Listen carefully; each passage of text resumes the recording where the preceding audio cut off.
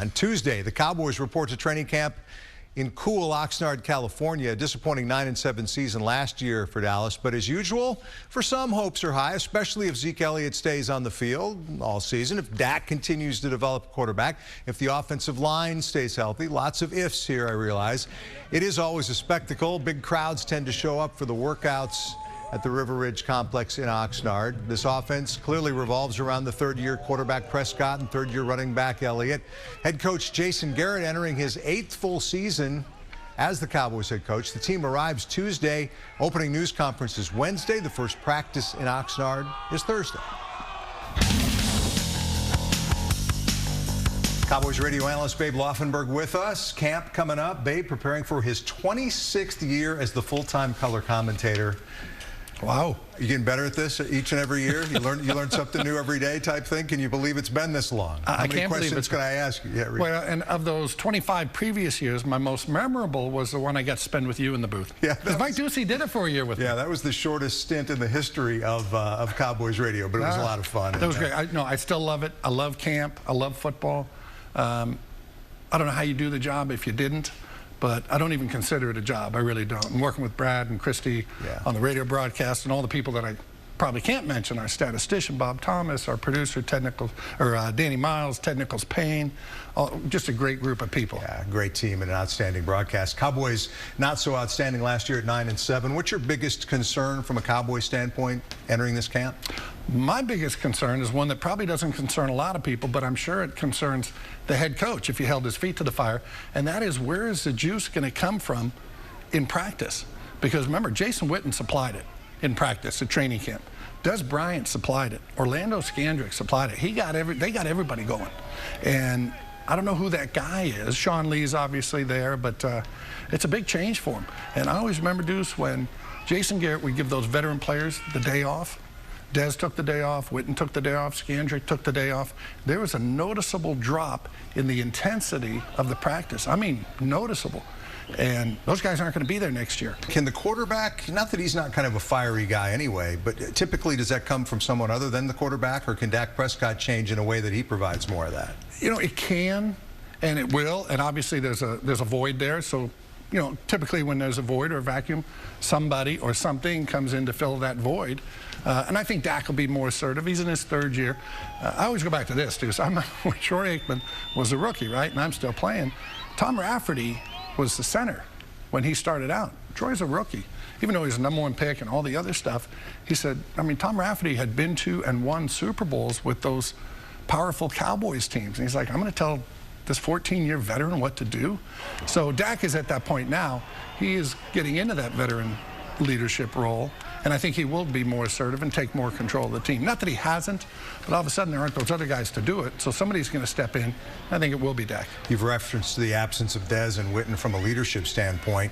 How big of a concern is it from a resource standpoint when you're Dak? You've got all sorts of new receivers you're going to try to rely on. You have tight ends who among them collectively have 9 career receptions, I think. Is there enough firepower here in the passing game? Well, you hope there is, and I'll say this. I'll never forget, we were kind of wrapping up that Philadelphia game last year, the final game of the season. Brad Sham and I on the radio, and second half, you know, what was it, 6-0 game at the end of it, and the game didn't mean anything. So you start talking about next year, and well, they have to try to re-sign Anthony Hitchens, and this guy's a free agent. Never in my wildest dreams did it ever occur to me to turn to Brad and say, well, it'll be interesting to see how they do without Jason Witten and Des Bryant next year. Because he would look to me like, what are you, crazy? But that's where they are. You got a Hall of Fame tight end gone. You've got, no matter how you slice it, he was their best receiver. He would have been their best receiver this year. He's gone. So there's some holes to fill there. The other part of that receiver situation, Deuce, I think gets overlooked.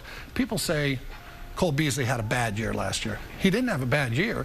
It's just teams allocated resources to stop him. They left Dez one-on-one on the outside and said, you know, we're going to make you throw the ball outside to beat us. They doubled up on Cole Beasley. If they're able to do that again this year, Cole Beasley is going to have another quote-unquote bad year. Defensively, Randy Gregory will be a headliner coming in, for better or worse. He's been reinstated. A special talent, we think anyway. We haven't seen enough of him in the NFL to really know. Do you think he's worth the trouble, all things considered? Well, a couple of things on Randy Gregory. Obviously, you pull for the person. I think anybody's going to pull for somebody to make a comeback in their life. When you look at Randy Gregory, when I look at Randy Gregory, I view him as a rookie free agent, and if you get anything out of him, it's a bonus. Now, they got something out of Tony Romo, right? As a rookie free agent. They got a little something out of Miles Austin, got a little something out of Cole Beasley. But if anybody sits there and this guy slips up and they say, oh, well, gosh, we're really counting on Randy Gregory, I'd say, really? Why would you do that? And I've always said the best indicator of future behavior is past behavior. And we've seen what that past behavior looks like. Again, pulling for Randy Gregory, but I'm not counting on anything.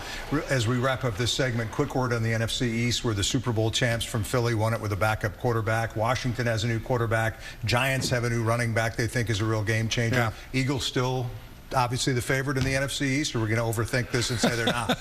I'm not going to overthink it. I'm going to say they're the favorite. And that being said, I'm going to go with history here.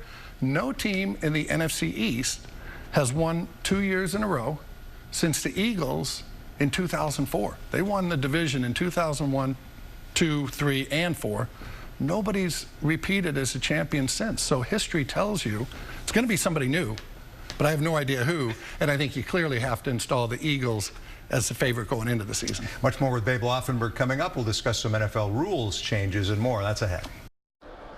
People in the Cowboys organization are among those stunned today by the death of longtime NFL coach Tony Sparano. Bill Parcells hired Sparano to coach the Cowboys tight ends in 2003, Jason Witten's first year. Sparano went on to coach the Cowboys offensive line, spent 5 years in all with Dallas. At the time of his death, he was serving as offensive line coach for Mike Zimmer's Minnesota Vikings. No cause of death yet announced for Tony Sparano, dead at 56. As NFL training camps get underway this week, no doubt coaches will have to offer a little extra instruction pertaining to some rules changes in the league. And as NFL officials and former officials have become personalities in their own right, they are sometimes called upon to explain these changes to us. Fox 4's Edward Egros spent some time the other day with one such celebrity ref. Ed? Deuce, Mike Pereira was in town to encourage more people to become officials, especially at the younger levels. He also started a program to help military veterans find work as referees called Battlefields to Ballfields. Pereira is passionate about the future of officiating as well as rules changes for next season. The national anthem controversy has even roped in referees. At one point, one possibility to end the debate was have officials call penalties on players who kneel. I just hate that the game has gotten that it's really kind of being driven by politics. It's not going to go away as long as we have El Presidente wanting to keep bringing it up. Officials don't belong as a part of it. As the NFL and Players Association continue working out that issue, they've also updated the language on rules actually meant for the game. One is clarifying what a catch is. Officials deemed Dez didn't make the play here, but now it would count because the new rule says a receiver must control the ball, stay in bounds, and make a football move. That's it. Turning upfield, extending the ball, doing something with the ball, or having time to avoid contact, it really breaks it down to 3 steps. What about Dez Bryant? Did he make a football move when he was going to the ground? He got 3 steps down before he hit the ground. So it was a catch. It takes it more into common sense. Another involves helmet-to-helmet contact. Now, any player can be penalized 15 yards for making helmet-to-helmet contact, including linemen. They were going to hold linemen in the box accountable for this. It's where they started to lose me. It's just that it couldn't be consistently officiated. I think we will see far more fines than flags. There are other changes, like on kickoffs, where teams cannot line up for more than 1 yard from the line of scrimmage, and players cannot form a wall of 3 or more players to make a wedge block. But if Pereira had control over the league, what would be the one rule he'd change? I was the advocate of making pass interference a maximum 15-yard penalty. I like the college rule. I proposed it every year to the competition committee, and they wouldn't go with me because they were afraid that you would take away the deep vertical passing game. I'd say, do you ever watch college football? Good point, especially for the Big 12 games you'll see on Fox. Now, for me, I don't like the touchback where if you fumble through the end zone, you lose possession. I think the end of the Cowboys-Raiders game, in my opinion, was not good for the game of football. Deuce? All right, Ed, thank you. Back with Babe Laufenberg now. Mike Pereira talking about some rules changes coming up this season. First, you're going to try to one-up Ed and me with an officiating acquaintance of your own and the accompanying photo. What's the story with this? I just hate that Ed Hockley retired this past year, so we will not see this man refereeing NFL football games this year. You might as well have canceled Christmas for me, because that's how much Ed meant to me, and I know I meant a lot to Ed as well. But actually, 4 referees retired this year. That's going to be a big change this year for the NFL and the officiating. And you got 4 new referees. It's not an easy job. I really do think they do a great job. The whole officiating crew of the NFL. I know a lot of people would take exception with that. But losing 4 referees is not going to be easy. And when you're losing Ed Hockley, to me, he deserves to be the 5th head on Mount Rushmore. All right. Rules changes going into effect this year. An updated catch rule, helmet-to-helmet contact penalties, new rules for kickoffs. Which of those are most significant, or is it something I've forgotten to mention? No, I just think there's always an overreaction. The rules come out and everybody says, well, how are we going to do this? Let's go back to this one, Deuce. Remember when the horse collar came out? Yes, of course. Oh, and players said, oh, how we expected to tackle, do you really hear about the horse collar rule much anymore? You don't. No. It gets called probably 6 times a year. So I think a lot of that is much ado about nothing. Everybody's complaining helmet-to-helmet contact. You're not going to see a lot of that. And as Mike Pereira said, you're not going to see a single ejection on the helmet-to-helmet stuff, interior linemen. That said, I do agree with Mark Murphy, the Green Bay Packers president. He said, we're not going to have a kickoff in 5 to 10 years. The kickoff is going to go away. And it's just such a dangerous play. It's an exciting play, but more injuries are caused on kickoffs than on, by far, any other aspect of the game. Pereira mentioned he would like to see the NFL pass interference rule be like college, 15-yard penalty and not spot of the foul. Your thoughts? I'm laughing because I've talked to him about this. I said, Mike, when are you going to get this instituted? And I think it should be, and I've said this for many, many years, there should be 2 penalties, a gradation, if you will, of offenses. One is if I clearly tackle a guy, I've got no eye on the ball, and that becomes a spot foul, as it is now. So if it's 43 yards down the field, you give him 43 yards. If there's, how many times, Deuce, have we looked at it and you say, boy, is this going to be offensive or defensive? I didn't see a shove. Did you see a shove? That should be like the college rule. Just make it a 15-yard penalty and a first down. But it's just too penal. You don't see 40, 50-yard plays in a game, just don't have them. But all of a sudden, you get one on a penalty. So I'd love to see them change it. Now, the other part of that, Deuce, people will say, well, you can't have 2 penalties for the same offense. Well, yes, you can.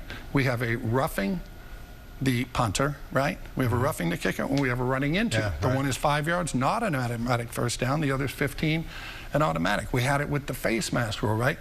We used to have grabbing and grasping. So one was 5, one was 15. Now they've done away with that aspect of it, but you can do separate infractions. Let's close with Babe Laufenberg now. Last month we were honored to be able to share the story of your son Luke and the fact that he was cancer-free after his leukemia battle.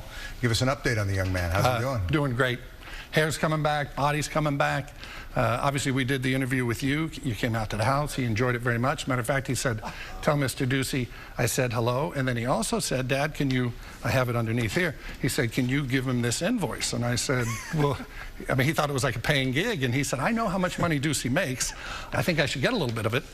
And I said, no. I said, Luke, let's learn a little Latin here. Pro bono. Literal translation, for free. It's the way Doocy does things. But he's doing great. I'm glad to hear that, and it was great talking with him, and it's always great talking with Babe Laufenberg. We'll see you at training camp. Yes, sir. I'll be the one working. Thanks, Brad.